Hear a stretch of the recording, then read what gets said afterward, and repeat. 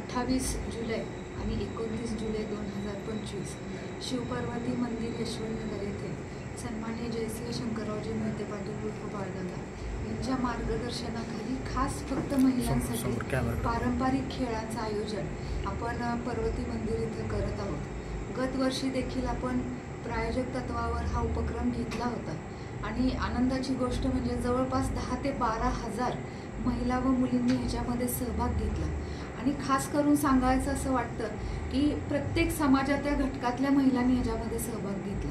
म्हणजे असं नाही की ठराविक समाजातल्याच महिला त्याच्यामध्ये आल्या, पण अगदी मुस्लिम समाजातल्या देखील महिलांनी युग जिम्मा फुगडी खेळलेल्या आहेत। आणि आनंदाची गोष्ट म्हणजे की तरुण मुली मोठ्या संख्येने खेळ शिकल्या, खेळ खेळल्या आणि फार एक आनंदमय वातावरण झालं।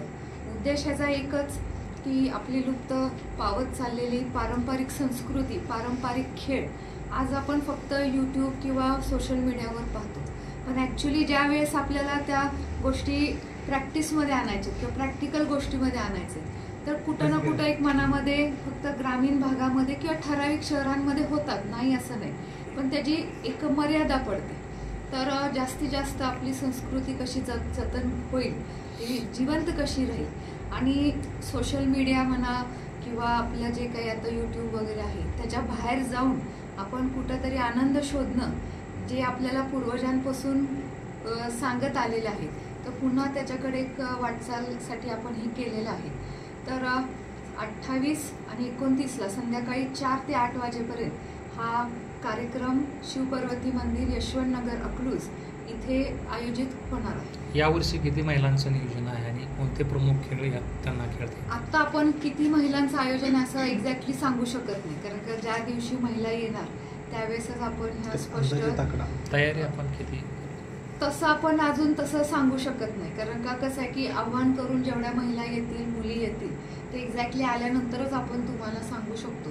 पण मागच्या वर्षी आपल्याला 10 ते 12 हजार महिला व मुलींनी ह्याचा आनंद घेतला। मध्ये आपण 25,000 स्क्वेअर फुटाचा वॉटरप्रूफ मंडप जेणेकरून 15,000 महिला बसतील असं नियोजन केलेलं आहे। तसं नियोजन सांगा आणि कोणते खेळ म्हणजे जे आपले पूर्वीपासून चालत आलेले पारंपरिक खेळ, तिथं आपण काही असं स्ट्रक्चर ठेवत नाही की तुम्ही हेच खेळ खेळा। ज्या महिलांना झोका खेळ वाटतो ते झोका घेतात, कोण फेर धरतं, कोण फुगडी खेळतं, कोण झिम्मा खेळतं। म्हणजे जे काही पारंपरिक खेळ आहेत, काही आपले लोक थोडं गाईड करणारे पण असतात की जेणेकरून महिलांना बाबा तुम्ही असंही खेळू शकता हे सांगणारे तिथं असतात आणि आपण ज्या महिला येणार आहेत त्यांचा अल्पोपहाराचं पण नियोजन तिथं करतो। काय म्हणजे मंडप असणार आहे की ओपन असणार, कसा काय? काही भाग ओपन आहे, काही भाग मंडपात आहे।